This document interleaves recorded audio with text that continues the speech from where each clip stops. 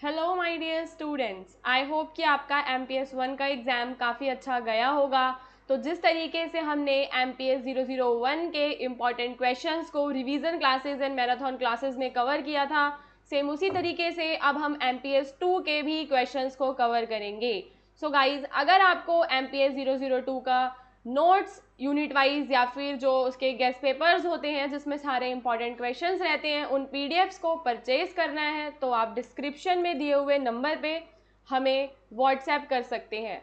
उसके अलावा MPS 002 की जो मेरे चैनल पे ओल्ड क्लासेस हैं जो कि जून सेशन के लिए आपको 4 लेक्चर्स मिल जाएंगे, वो चार के चारों आपके लिए बहुत ही ज़्यादा इंपॉर्टेंट हैं।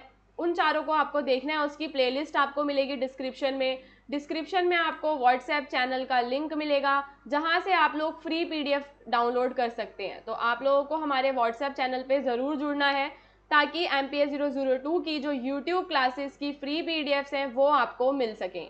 ओके गाइस, सो यहाँ पे ये हमारी रिवीजन क्लास 1 है। आंसर्स को हिंदी एंड इंग्लिश दोनों लैंग्वेजेस में डिस्कस करेंगे। उसके अलावा इस बार मैं हिंदी में भी आपको सारे पॉइंट्स को बताने वाली हूँ क्योंकि पिछले वीडियो में आप लोगों के कमेंट्स आ रहे थे कि हिंदी में भी पॉइंट्स को लिखिए। एंड गाइज, जो इंग्लिश मीडियम है उनको तो समझ में आ ही जाता है। अब यहाँ पे आप लोग मेरी स्क्रीन पे पहला क्वेश्चन देखो, वो क्या है, जिसमें आपको साइंस एंड टेक्नोलॉजी यानी कि जो हमारा विज्ञान है और जो नई नई तकनीकी आ रही है ना, नई नई तकनीकी, इसका जो हमारे अंतर्राष्ट्रीय संबंध है, अंतर्राष्ट्रीय संबंध यानी कि विभिन्न देशों के बीच जो संबंध है, इंटरनेशनल रिलेशंस में, ओवरऑल इंटरनेशनल रिलेशंस में इसका क्या रोल रहता है, ठीक है, इसका क्या इम्पैक्ट पड़ता है, इसका क्या रोल है, उसके बारे में हमें बात करनी है। ठीक है, तो अब यहाँ पे हम इसको 3-4 इंपॉर्टेंट पॉइंट्स के द्वारा समझने वाले हैं।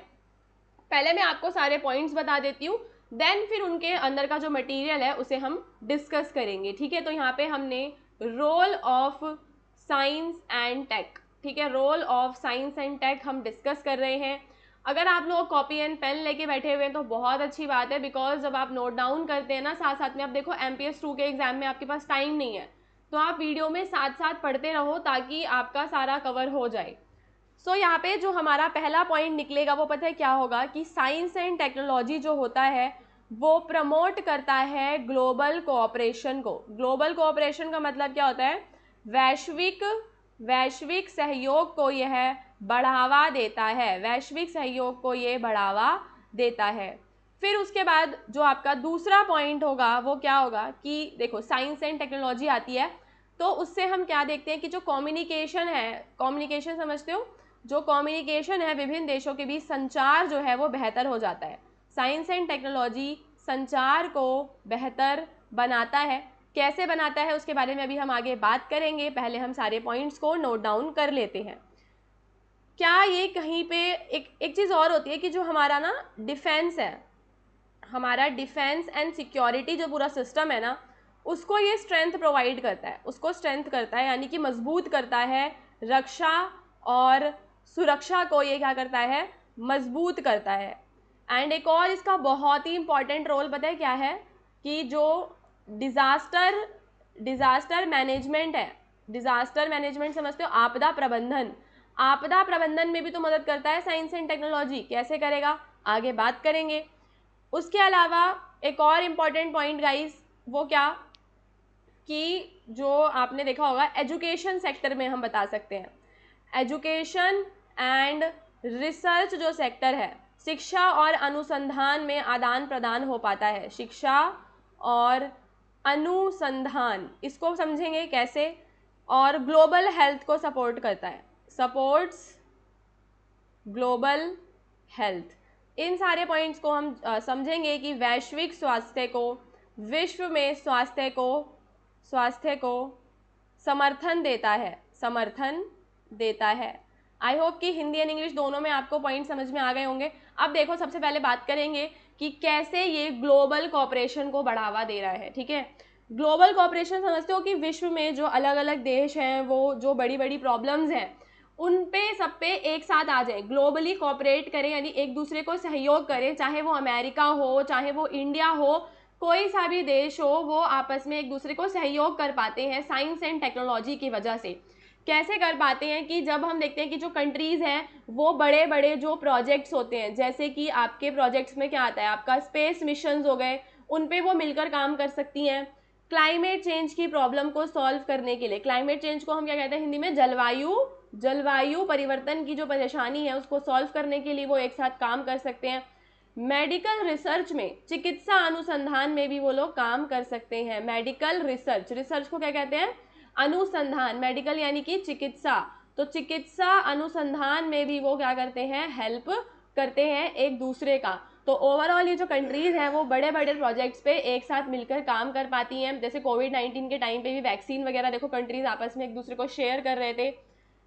कम्युनिकेशन हमारा इम्प्रूव हो रहा है। कम्युनिकेशन को इम्प्रूव करने में कौन बड़ा रोल प्ले कर रहा है गाइज, इंटरनेट का एक बड़ा रोल है, सैटेलाइट्स का एक रोल है, ठीक है, मोबाइल नेटवर्क्स हो गया। इन सब की वजह से जो कम्युनिकेशन है वो हमारा फास्ट हुआ है और क्लियर हो चुका है। हमारा जो कह सकते हो संवाद जो है, देश जो है आपस में संवाद अब कर पा रहे हैं।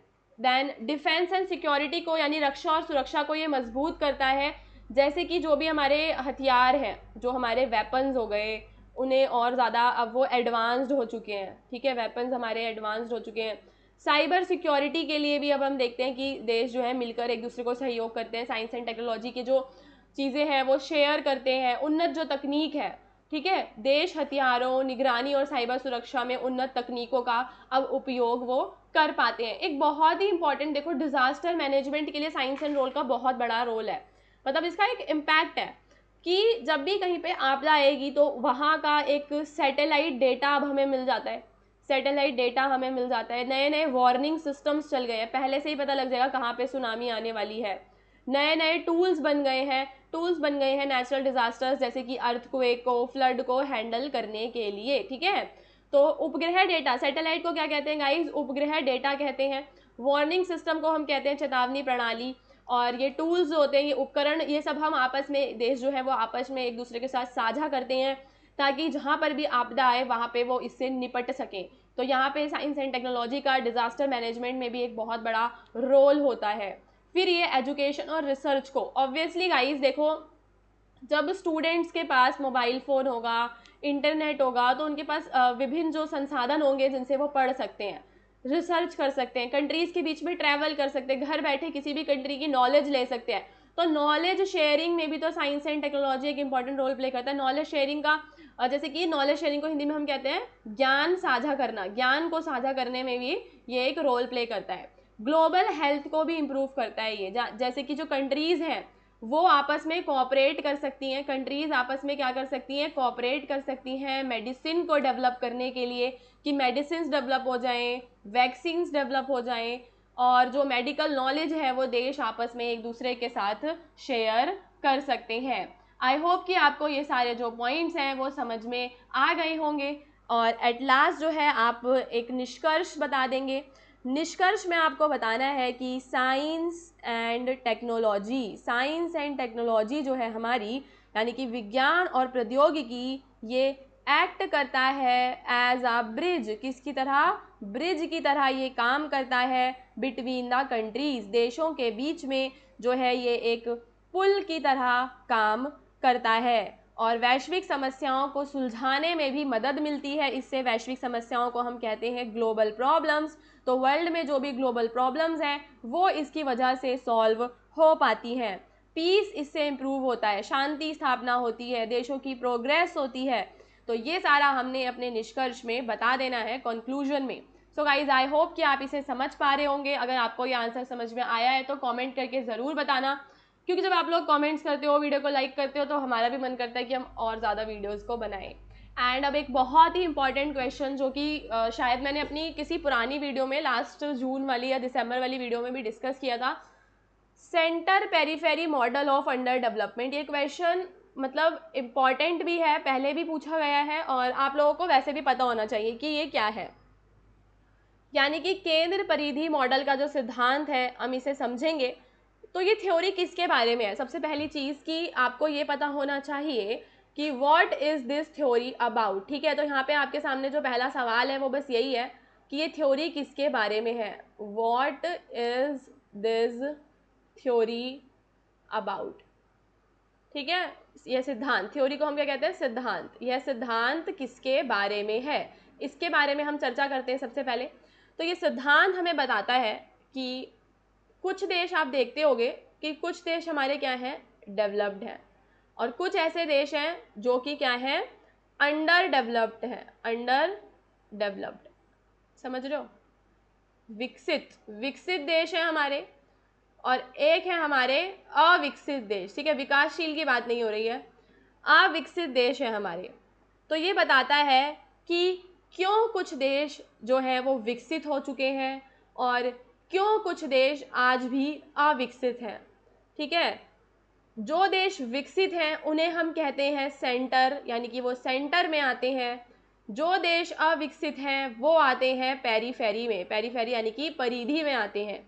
तो समझ में आया कि ये थ्योरी किस चीज़ के बारे में है। ये थ्योरी हमें बताती है कि why some countries are developed and why some countries are underdeveloped, कि वो परिधि पर ये क्यों रह जाते हैं।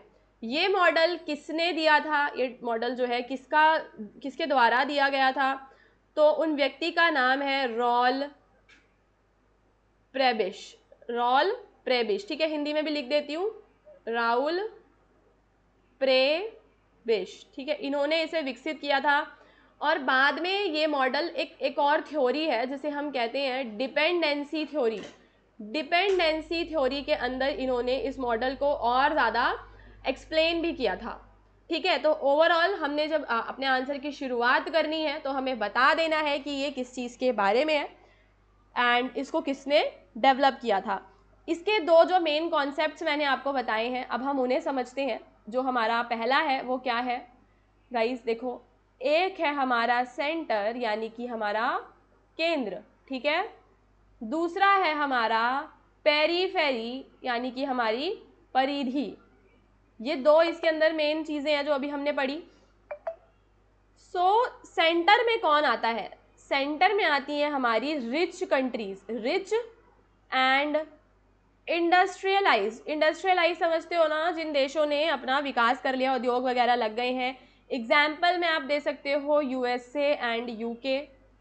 पेरीफेरी में आती हैं गरीब countries, poor and under developed, under developed कह सकते हो या डेवलपिंग भी कह सकते हो, जो कि हमें एशिया में, अफ्रीका में देखने के लिए मिलती हैं, ठीक है। तो गरीब और विकासशील देश जो कि एशिया अफ्रीका में देखने के लिए मिलते हैं वो हमारे परिधि में आते हैं, और जो अमीर देश हैं वो हमारे किस में आते हैं, केंद्र में, ठीक है।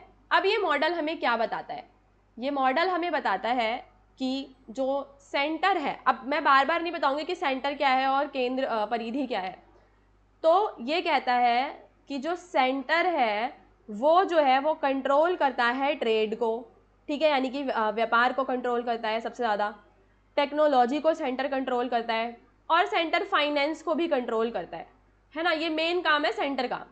तो पेरीफेरी क्या कर रहा है, पेरीफेरी के देश क्या कर रहे हैं, पेरीफेरी क्या कर रहा है, रॉ मटेरियल्स प्रोवाइड कर रहा है, रॉ मटेरियल्स अपने संसाधन दे रहा है वो। पेरीफेरी चीप लेबर दे रहा है, अगर पेरीफेरी ना हो तो चीप लेबर भी ना मिले, और मार्केट भी इन लोगों को दे रहा है। ये क्या कर रहे हैं सेंटर, अब क्योंकि सेंटर जो है वो व्यापार में और तकनीक में और वित्त में, ठीक है, वित्त नियंत्रण भी वो कर रहा है, तकनीक का नियंत्रण कर रहा है, व्यापार का नियंत्रण कर रहा है, तो ऑब्वियसली वो क्या हो जाएगा, अमीर हो जाएगा, ठीक है। और वहीं दूसरा जो है वो क्या कर रहा है, चीप लेबर प्रोवाइड कर रहे हैं, तो सेंटर बिकम रिचर, सेंटर क्या हो जाएगा, रिच हो जाएगा, पेरीफेरी पुअर हो जाएगा, और एक तरीके से डिपेंडेंसी आएगी। यहाँ पे हम क्या देखते हैं, डिपेंडेंसी क्रिएट होती है। डिपेंडेंसी कैसे क्रिएट हो रही है कि जो पेरीफेरी के परिधि के जो देश है ना, पेरीफेरी यानी कि परिधि के जो देश हैं वो फाइनल गुड्स के लिए, जो फाइनल उन्हें गुड्स मिलते हैं और फिनिश गुड्स के लिए, मनी के लिए, वो इस पे सेंटर पे क्या रहते हैं, सेंटर पे डिपेंड रहते हैं। तो ये डिपेंडेंसी क्रिएट होती है, ठीक है, इसे हम कहते हैं डिपेंडेंसी थ्योरी। और यहाँ पे जो पेरीफेरी है वो डिपेंड हो जाएगा। अब इसकी वजह से कुछ प्रॉब्लम्स जनरेट होती हैं। क्या क्या प्रॉब्लम्स हैं जो कि होती है, देखो ये जो चीज़ है ना, ये हमने औपनिवेशिक काल के दौरान देखी थी। जो हमारा कॉलोनियलिज्म का टाइम था, उस टाइम पे आपको पता ही होगा कि जो हमारी ये कंट्रीज़ हैं सेंटर वाली, इन्होंने क्या किया था, इन्होंने जो पेरीफेरी वाली कंट्रीज़ हैं उनके संसाधनों का शोषण किया था, वहाँ से चीप लेबर लिया था, तभी तो ये लोग डेवलप हो गए थे। तो ये एक मतलब एक्सप्लेन करता है, ये थ्योरी इस चीज़ को ही एक्सप्लेन करती है कि कॉलोनियलिज्म के टाइम पे क्या चल रहा था।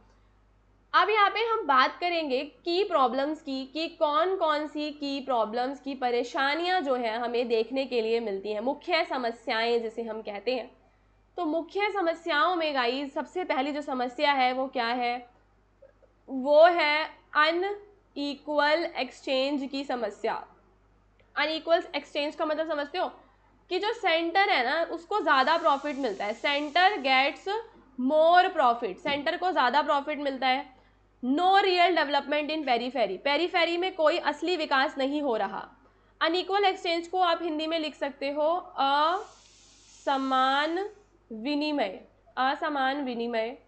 एंड आपका जो no real development, no real development, हमें कोई रियल का जो डेवलपमेंट है वो पेरीफेरी में देखने के लिए नहीं मिल रहा है, यानी कि परिधि में असली विकास की कमी है, परिधि में असली विकास की कमी है।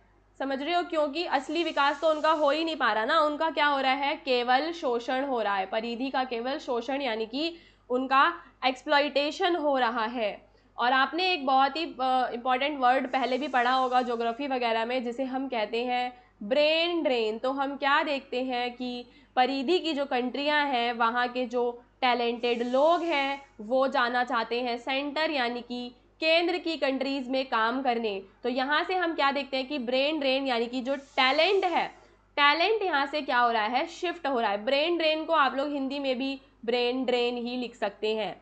तो परिधि से क्या हो रहा है कि जो प्रतिभाशाली लोग हैं वो केंद्र की ओर चले जाते हैं। तो ये यहाँ पे हमें मुख्य समस्याएं देखने के लिए मिलती हैं। तो आपको मुद्दे से भटकना नहीं है। जो आपका सेंटर पेरीफेरी मॉडल था हमने पूरा उसको एक्सप्लेन किया, सबसे पहले सेंटर क्या है, पेरीफेरी क्या है वो बताया, फिर ये पूरी थ्योरी के बारे में समझाया मैंने कि ये थ्योरी क्या कहती है, फिर इस थ्योरी से क्या मेन प्रॉब्लम्स आती हैं, एंड एट लास्ट बस आप सिंपल सा एक निष्कर्ष बता देंगे कि जो सेंटर पेरीफेरी मॉडल है ये हमें दिखाता है कि जो हमारा ग्लोब है, पूरे ग्लोब के अंदर इनइक्वालिटीज़ जो है वो क्यों हैं, आज हमें जो मुख्य असमानताएं हैं वो क्यों देखने के लिए मिल रही हैं।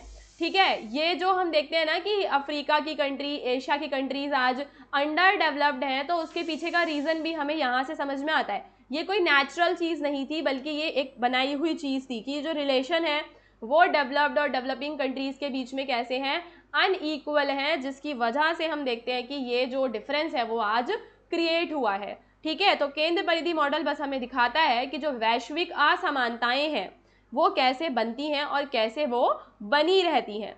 ठीक है, इसके बाद इसका एक डायग्राम भी होता है केंद्र परिधि वाला, उसको आप गूगल पे सर्च करके देख सकते हैं।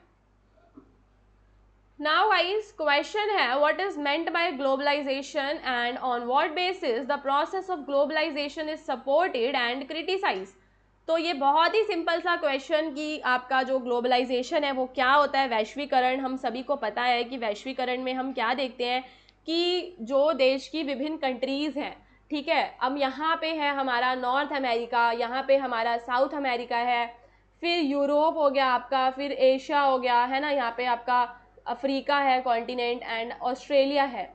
तो हम क्या देखते हैं कि ये जो हमारा पूरा वर्ल्ड है, जो हमारा पूरा वर्ल्ड है वो गाइस कैसा हो गया है, इंटरकनेक्टेड हो गया। आज इंडिया से बैठे बैठे यूएसए कनाडा की बात हो रही है, ठीक है, यूएसए कनाडा में इंडिया के जो लोग हैं वो जा रहे हैं, वहीं ऑस्ट्रेलिया में भी इंडिया से लोग जा रहे हैं, अफ्रीका से लोग इंडिया आ रहे हैं।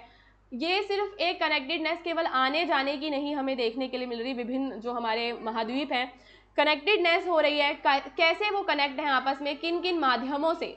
ठीक है, तो समझो इसको, ग्लोबलाइजेशन जो है, ग्लोबलाइजेशन का मतलब क्या है कि जो कनेक्शन है वो इंक्रीज हो गया है, इंक्रीजिंग कनेक्शन, कंट्रीज के बीच में कनेक्शन इंक्रीज हो गया है, कंट्रीज जो हैं वो आपस में इंटीग्रेट हो चुकी हैं। इंटीग्रेट का मतलब क्या होता है कि आपस में वो जुड़ गए हैं, एक दूसरे के साथ वो आपस में जुड़ गए हैं। जुड़ने के लिए उन्होंने व्यापार जो है ट्रेड के माध्यम से जुड़े, वो टेक्नोलॉजी के माध्यम से जुड़े हैं, और हम कह सकते हैं कि कम्युनिकेशन के माध्यम से वो आपस में जुड़ गए हैं, ट्रैवल एंड कल्चर, इन सब से जो है कंट्रीज़ वो आपस में जुड़ गई हैं। ठीक है, ट्रेड यानी कि गाइज आपका होता है व्यापार, इसे हम कहते हैं तकनीक, कम्युनिकेशन होता है संचार, ट्रैवल यानी कि आपका यात्रा, और कल्चर संस्कृति, इन सब के माध्यम से वो जुड़ गए हैं। तो फाइनल डेफिनेशन आप क्या बताओगे कि ग्लोबलाइजेशन का मतलब है increasing connection and integration of countries through trade, technology, communication, travel and culture. तो यहाँ पे जो हमारा वर्ल्ड है, एक नई टर्म आपने पढ़ी होगी जिसे हम कहते हैं ग्लोबल विलेज। जो हमारी पूरी दुनिया है वो अब आपस में पूरा एक गांव बन चुकी है। तो ये जो मैंने आपको ऊपर बताया ये सारा क्या है, अब ये पूरा एक गांव बन चुका है, क्योंकि सब आपस में एक दूसरे के साथ कनेक्ट हो गए हैं, वैश्विक गांव की तरह इसने जोड़ दिया है। Now guys let's discuss the main features of globalisation. ठीक है, ये इंपॉर्टेंट है कि ग्लोबलाइजेशन के मेन फीचर्स में आप क्या क्या लिखेंगे, आपको पता होगा बट मैं कुछ पॉइंट्स बता देती हूँ। ग्लोबलाइजेशन में हम क्या देखते हैं कि फ्री ट्रेड होता है, free trade between the countries, विभिन्न देशों के बीच में जो ट्रेड है, देशों के बीच व्यापार जो है वो क्या होता है, इसे हम कहते हैं मुक्त व्यापार। ओके, फिर दूसरा होता है लोगों का मूवमेंट, मूवमेंट ऑफ पीपल भी तो इसमें इंपॉर्टेंट है ना, movement of people, movement of people and ideas, लोगों के जो विचारों का आदान प्रदान हो रहा है। एडवांस टेक्नोलॉजी का भी तो यूज़ हो रहा है, यूज़ ऑफ, अब एक देश कुछ नया डेवलप करता है तो वो बाकियों को ही पहुंचाता है, तो यूज़ ऑफ एडवांस्ड टेक्नोलॉजी हमें देखने के लिए इसके अंदर मिलता है। और जो हमारा ग्लोबल मीडिया है एंड जो हमारा कल्चर है वो भी आपस में एक दूसरे के साथ जो है प्रसार उसका हो गया है। तो ये इसके मेन फीचर्स हैं। नाउ अब हम यहाँ पे देखेंगे कि ग्लोबलाइजेशन को सपोर्ट किस बेस पे किया जाता है, वाई वी सपोर्ट ग्लोबलाइजेशन, कौन कौन से रीजंस हैं इसको सपोर्ट करने के पीछे, क्योंकि क्वेश्चन ने कहा है सपोर्ट भी करो और क्रिटिसाइज भी करो। तो सपोर्ट के लिए हम कह सकते हैं कि इसकी वजह से इकोनॉमिक जो ग्रोथ है, ग्लोबलाइजेशन की वजह से इकोनॉमिक ग्रोथ यानी कि आर्थिक वृद्धि हो रही है, इससे जॉब्स क्रिएट होती हैं, लोगों की इनकम बढ़ जाती है, इन्वेस्टमेंट होता है, लोगों का एक्सेस है, एक्सेस टू ग्लोबल मार्केट। आज मैं इंडिया में बैठे बैठे ग्लोबल मार्केट को एक्सेस कर सकती हूँ। ठीक है, उसके अलावा आइडियाज़ का exchange, exchange of ideas and culture हमें देखने के लिए मिलता है। अब हम बात करेंगे कि इसको हम क्यों क्रिटिसाइज करते हैं।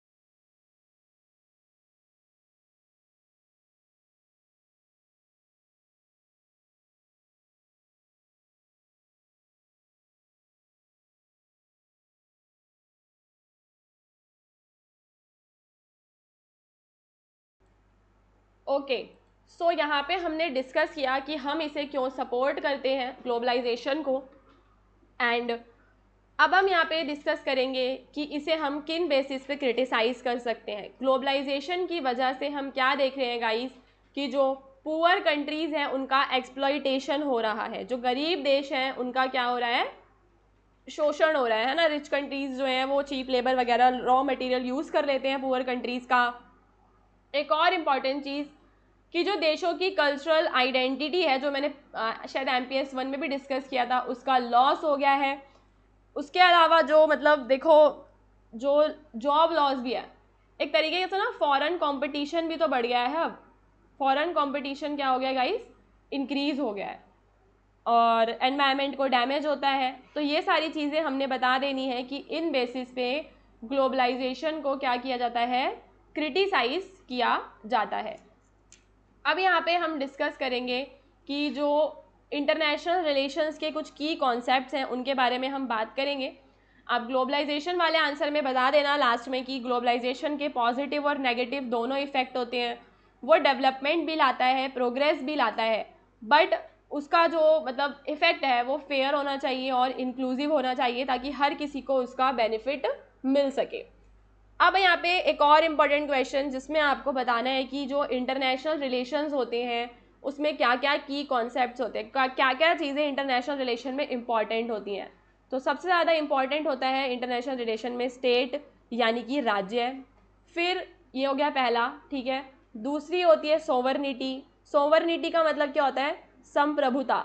सोवरनिटी जो है वो इम्पॉर्टेंट होती है, संप्रभुता, इसको भी बताऊंगी कैसे। तीसरा जो इसमें एक इम्पॉर्टेंट जो कॉन्सेप्ट है वो है नेशनल इंटरेस्ट का। इंटरनेशनल रिलेशंस में सारे जो देश हैं वो अपना राष्ट्रीय हित देखते हैं। क्या देखते हैं, राष्ट्रीय हित को देखते हैं। एंड इसमें एक और जो चीज़ है वो होती है power. Power is also important यानी कि शक्ति। डिप्लोमेसी एक इम्पॉर्टेंट रोल प्ले करती है इसके अंदर। क्या गाइज, डिप्लोमेसी इसमें इम्पॉर्टेंट रोल प्ले करती है। बैलेंस ऑफ पावर, ये हो जाएगा आपका 6th पॉइंट, जिसमें हम बताएंगे कि कैसे जो बैलेंस ऑफ पावर है यानी कि शक्ति संतुलन इम्पॉर्टेंट है इंटरनेशनल रिलेशंस में, शक्ति संतुलन। एंड 7th आप बता सकते हो इंटरनेशनल लॉ जो होते हैं, अंतर्राष्ट्रीय कानून, इंटरनेशनल लॉज के बारे में हम बात करेंगे। ओके, इंटरनेशनल लॉज यानी कि अंतर्राष्ट्रीय कानून, एंड एक दो और बताऊंगी लास्ट में। तो पहले इसको समझो कि इंटरनेशनल रिलेशंस के क्या पूछे हैं आपसे, यहाँ पे की कॉन्सेप्ट्स पूछे गए हैं। तो आप बताओगे कि इंटरनेशनल रिलेशन में जो हमारा स्टेट होता है, जो राज्य होता है, सबसे ज़्यादा मेन एक्टर जो है वो हमारा राज्य है, मुख्य किरदार होता है। राज्य में हम देखते हैं इसका एक निश्चित क्षेत्र होता है, इसकी जनसंख्या होती है, सरकार होती है। फिर होता है संप्रभुता। संप्रभुता का मतलब है कि कोई भी जो स्टेट है वो अपने में संप्रभु है, कोई भी एक्सटर्नल या एंटिटी जो है उस पर कब्जा नहीं कर सकती। उसके इंटरनल मामले हैं, ठीक है, अंदरूनी जो उसके मामले हैं उनमें वो हस्तक्षेप, बाहरी हस्तक्षेप बिल्कुल भी इसमें नहीं होता। राष्ट्रीय हित इंपॉर्टेंट होता है। हर एक जो कंट्री होती है ना, हर एक कंट्री के क्या होते हैं, अपने गोल्स होते हैं जिन्हें वो अचीव करना चाहते हैं। जैसे कि सिक्योरिटी हो गया, एक लेवल की इकोनॉमिक ग्रोथ को वो लोग अचीव करना चाहते हैं, पावर को वो लोग, शक्ति को वो लोग अचीव करना चाहते हैं। पावर से क्या मतलब होता है, पावर से मतलब ये होता है कि कोई भी कंट्री का इंटरनेशनल लेवल पे कितना उसका इन्फ्लुएंस है, ठीक है, चाहे वो मिलिट्री में हो इन्फ्लुएंस उसका या इकोनॉमिकली उसका इन्फ्लुएंस हो, बट उसका इन्फ्लुएंस कितना है। डिप्लोमेटिक भी हो सकता है, कल्चरल भी हो सकता है। डिप्लोमेसी का मतलब ये होता है कि कैसे जो विभिन्न देश हैं उनके बीच में जब डिस्प्यूट्स हो जाते हैं तो वो कैसे उन डिस्प्यूट्स को पीसफुली सॉल्व करते हैं। तो ये डिप्लोमेसी के अंदर आता है, जब वो अलायंसेस बनाते हैं। बैलेंस ऑफ पावर में क्या आता है कि जो कंट्रीज़ हैं वो कोई भी एक दूसरे को डोमिनेट ना करें, पीस बना के रखें, वो आता है बैलेंस ऑफ पावर में। और हमारे इंटरनेशनल लॉज होते हैं जिसमें नियम और समझौते होते हैं जो देशों को एक साथ जोड़ते हैं कि कैसे देश जो है वो आपस में व्यवहार करेंगे। इसके आगे के जो क्वेश्चंस हैं उन्हें मैं रिवीजन क्लास 2 में डिस्कस करूंगी, तो आप लोग चैनल को ज़रूर सब्सक्राइब कर लेना एंड मेरी सेकंड क्लास का वेट करो।